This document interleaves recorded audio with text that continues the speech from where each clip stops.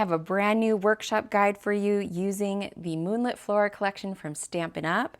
There's a lot of fun details on these pages. I'm going to walk you through some of the techniques in this video and show you all the details up close. So let's jump in and get started. We're going to start off with one of my favorite background techniques. I am using the Fern and Flora stamp set, as well as a die set, a whole bunch, for this workshop, but I've pulled out this kind of lined texture stamp for the background. I'm also using some brown ink. This is the pecan pie, and I'm going to use a paper towel to just blot off some of the edges so I get less of a harsh square and a little bit softer edges to it. I could have even done the top and the bottom, but I chose to just do the sides. And now I have laid out some of the photo mats so I can see exactly where I'm stamping. I know where my clusters are going in this like bottom section, and so I want to make sure my stamping is kind of peeking out around where the die cuts and the photos are going to be.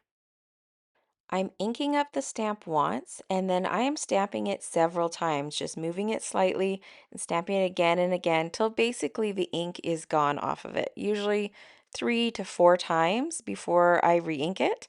And this is one of my favorite things to do with stamping on the background because it helps it just kind of blend into the page. It's not quite so harsh as having all the stamped images for the background be the same intensity of color, and I find it looks more natural on the finished page. The trick with this kind of technique is to just keep going. It sort of looks like a hot mess, actually. You'll see here I zoomed in a little bit so you can see it up close, and it really doesn't look that pretty. Remember, part of this is going to be hidden because I've moved my paper. I like doing this before the paper is attached so I have more flexibility. In the end, you're going to get some really nice, subtle visual texture. The ink lightens as it dries a bit, and so it's not going to be so stand out on the background as it is right now as I'm stamping. One thing you can do to help the stamping kind of blend into the page is to literally ink blend on your background. I'm using the exact same brown ink, the pecan pie, and I'm using my mini ink blending tool. You could also use a blending brush if you want to make sure it's nice and light and soft. But I'm just applying the ink and blending outwards. Always start this tool where it's going to be hidden because you start off with like a big polka dot and then it blends out nice and smooth. And as I get farther out, I want that ink to blend away. So I'm starting it where I want it the darkest and then blending out from there so it's softer out in the middle of the page where the stamping is lighter. You could even do this part with a different color. Now, because I have a brown background, I wanted to stick with the brown ink. I did not want this to be like a standout feature on my page and draw too much attention. It is a subtle background technique and is just helping pull everything together. If I was working on a white background, I might pick one of the greens or one of the colors that is in my pattern paper to kind of blend it out, but I think with this crumb cake background, the brown works perfectly. While I'm doing my inking, I'm also going to pull out some Secret Sea ink and I'm going to ink just the very edge of all of my pieces. I want to do this just to add a little bit of definition. It's not super necessary, so if you want to save the time, you can skip it. Next up, I'm just cutting out my title. I've included a whole sheet of printables for this workshop. So when you go to print them, just print this one sheet out on cardstock. I'm using 100-pound Hammermill 8.5 by 11 cardstock, and try and use your rear feed, or if you have a tray that will feed straight through and not have to turn inside your printer, you will get the best results when printing on cardstock to do it that way. I love having all kinds of wordy bits and titles on my layouts. So this page includes 3 different title options as well as a bunch of phrase strips that you can cut out and add to your clusters. It's up to you if you want to cut on the inside of the black line or the outside. I prefer to cut the black line off so it's just a white edge because then I am going to do a little bit of ink blending around the edge. I'm grabbing my little piece of craft mat here just to protect my Versamat, and then I'm bringing in Secret Sea ink and an ink blending brush. I love the softness of a blending brush when it comes to something like this. So I'm just going to go around the outside first. Start with a light hand. You can always go back and add more ink, but it's harder to deal with it if you've added too much right at the beginning. So I'm going to do the whole outside, and I want to leave that middle section a little bit lighter. Then I'm going in with my ink blending tool and I'm just darkening up the very edge to add a little bit extra punch. This is faster than trying to do the same thing with the blending brush. Next up, I'm preparing the die cuts for my pages, and I thought I would show you these flowers. So that one die cuts out all of the flower petals to make the 3 flowers, and then that tiny little die cuts out the 3 flower centers, which I've cut in Golden Glow cardstock. And then that larger die cuts out the leaves and the stems. So these are actually pretty simple to put together, but I wanted to show you close up how they go together because I think it will help you if you are trying to build this flower as well. This is from the Fern and Flora die set, and I just love the pieces in here. They are so much fun to cluster together and make little arrangements. Now, because these pieces are so tiny, I really recommend that you use your take a pick tool like I am here, as well as a good glue. I'm using the Barely Arts glue. It's clear drying and it's not sticky when it dries, and it has a super fine tip, which allows me to get just like little dots of glue, and that works perfectly for all of these little die cuts. If you're curious about any of the supplies I'm using, I will have everything linked down in the description box for you. Now I've attached all the pieces that you see to my page, but anywhere that I want to put die cuts underneath, I have left them without adhesive. That's very important when you're doing clusters and things that are going to be tucked under. You want to make sure you leave some open areas where there's no adhesive. I'm using my Barely Art glue again, and I'm just adding little lines or little dots of glue to maybe half the length of the die cut. You don't need to stick everything down fully because these are 12 by 12 pages and they will be behind page protectors. I don't feel the need to stick everything down flat and every single part of it, especially things like these flowers where it's overlapping my photo mat. I want to make sure I don't put any glue on the parts that are over top of the photo mat. So when I go to add photos, it's a lot easier. I don't have to try and pry things up and I can just slip them in. The workshop guide does include a full list of all the different die cuts, the different papers they're getting cut from in a simple format, so it's easy to cut everything that you need in one go. Here are the finished pages.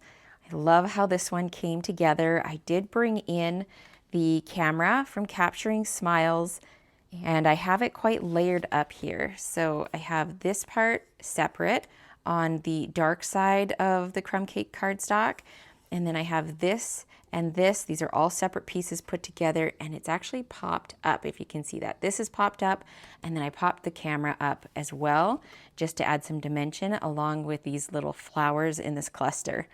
I love having this pop of black from the little film strip. That is one of the dies that comes in this set, as well as the little camera over on this side.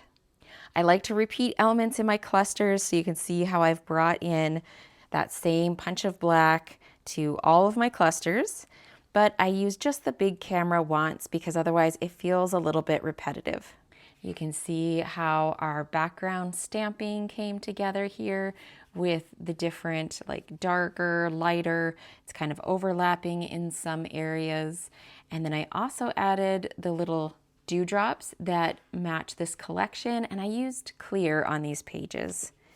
Here you can see all of that detail at the bottom with all of our stamping.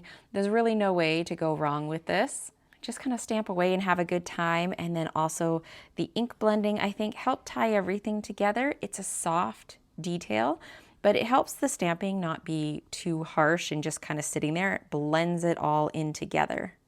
I do have my butterflies popped up to give them a little bit of dimension. And you may have noticed that they are gold heat embossed as well.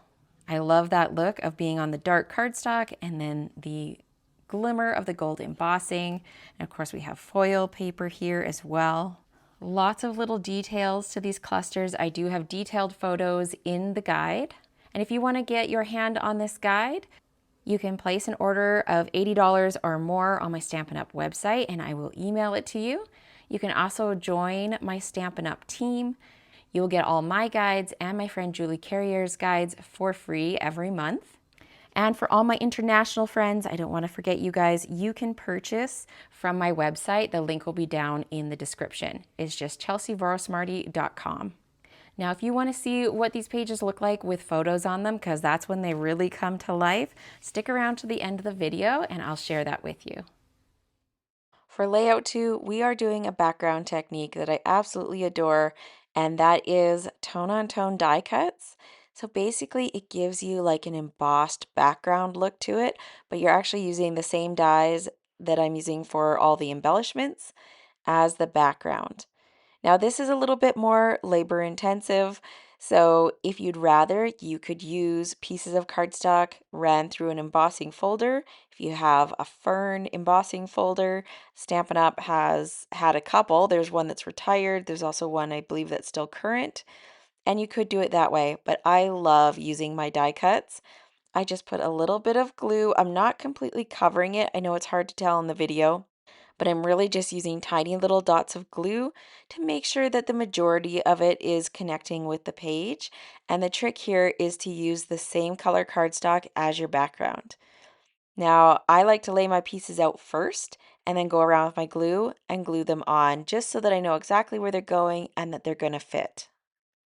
I laid my paper out just for reference so that I could get the placement right, and I didn't put die cuts in a bunch of places where I'm not going to end up seeing them. Here's a good look at the top part of the page, and then here's the bottom part, and the rest is going to be covered, so I don't need to put the die cuts everywhere.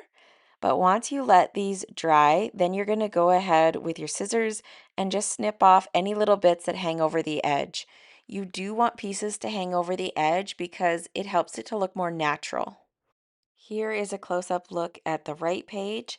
And one thing I like about this better than an embossing folder is there's no seams. I can do a whole 12-inch strip. There's no seam from the end or the start of an embossing folder, and the texture is just gorgeous. Next up, I'm taking this die cut from the Perennial Postage die set, and I am cutting it in half vertically and just sliding it under my photo mat. This is just another layer, adding a little bit of extra texture, and then I can go ahead and add my clusters of embellishments.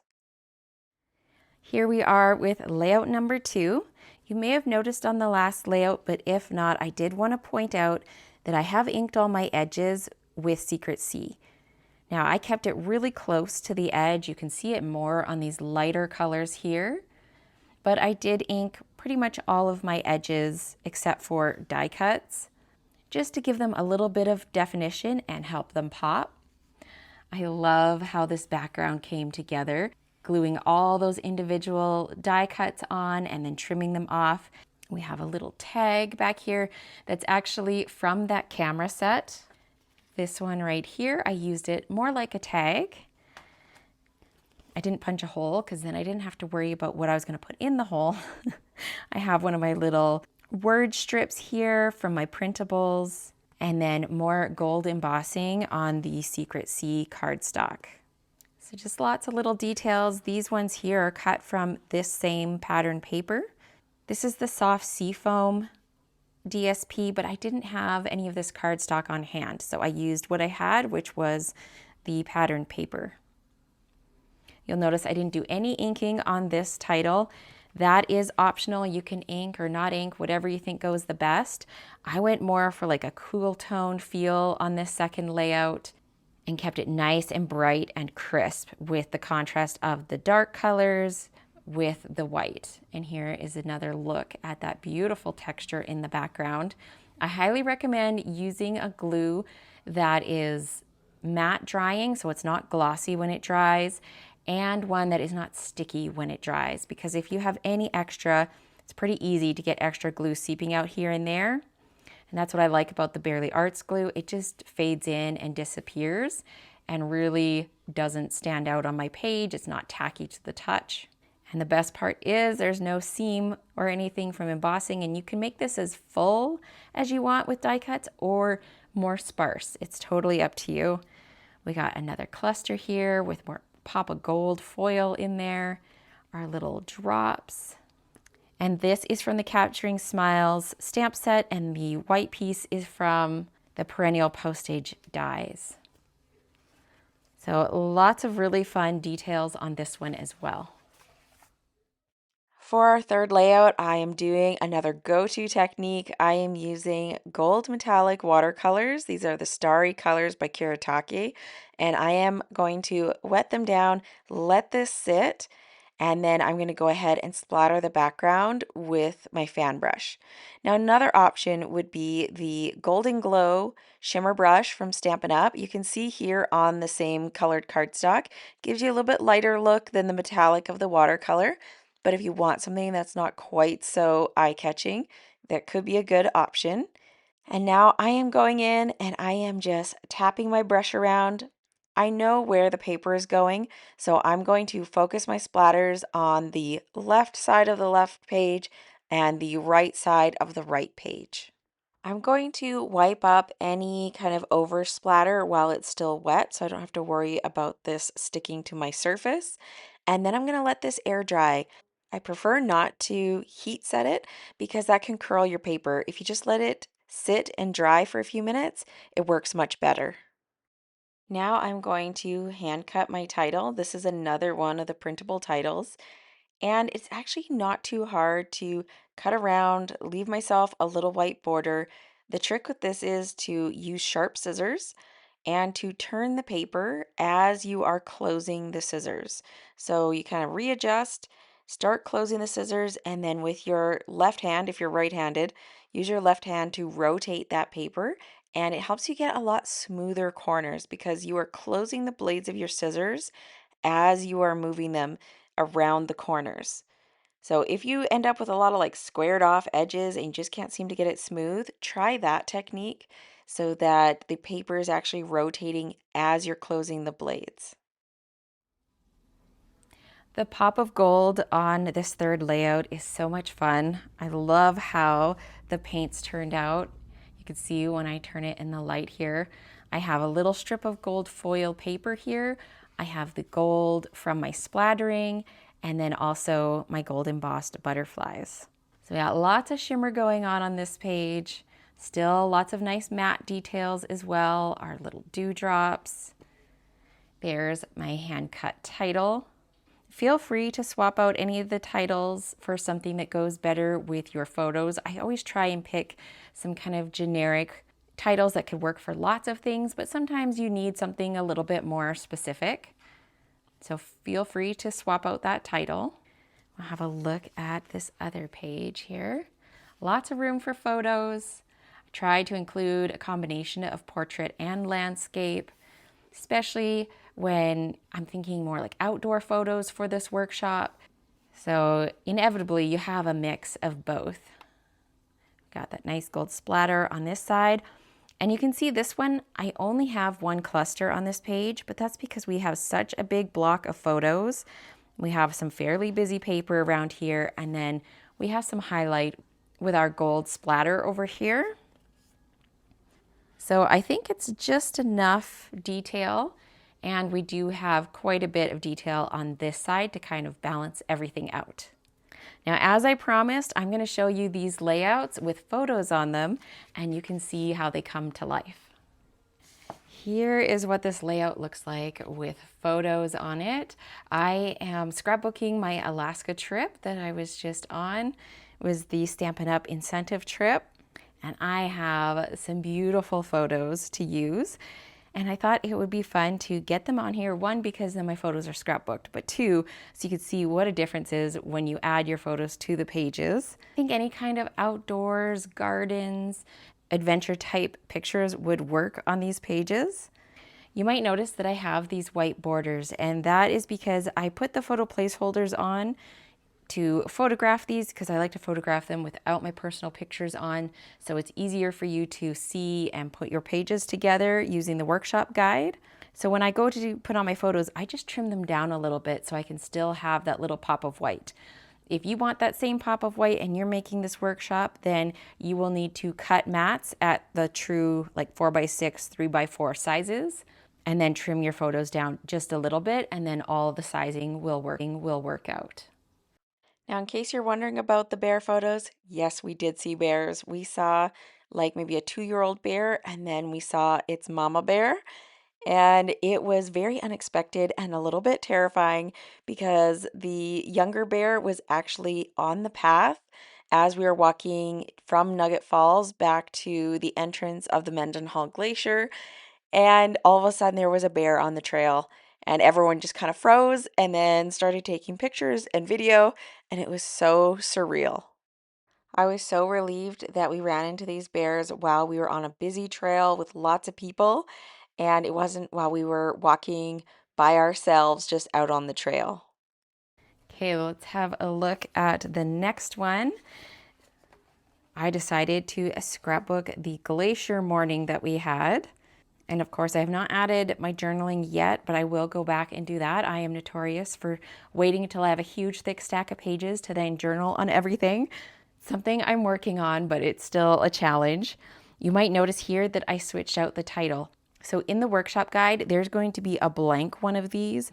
So you could fill it in with your own title using like little letter dies. But the adventure together just didn't quite go with what I wanted for this page as far as photos. This was a very early morning. I was on this trip with my friends Michelle and Wendy, and especially Wendy is very much a morning person, so they were up way before me, and I was like, wake me when we're at the glacier and things look cool. So I slept as long as possible. I think it's kind of ironic that this says love this smile. The smile on my face is like, I'd rather be sleeping. But I think the blues and greens in here and kind of cool tone feel to these photos really works with the paper. All right, the last layout here. This was a little walk that we did when we were in Sitka around the Raptor Center. So we went to the Raptor Center, and I have more pictures from being at the Raptor Center, so I might do a different page for that, but I wanted to include one of the bald eagles here because it was amazing to see them up so close. And then just pictures of what we saw on our little hike, all the moss and the ferns and everything I thought went perfectly with this paper. I hope you enjoyed this, and if you want to grab the workshop guide for yourself, all the details are down in the description box below. You can also see other workshops I've created by clicking on this playlist here, and I will see you again soon with another video.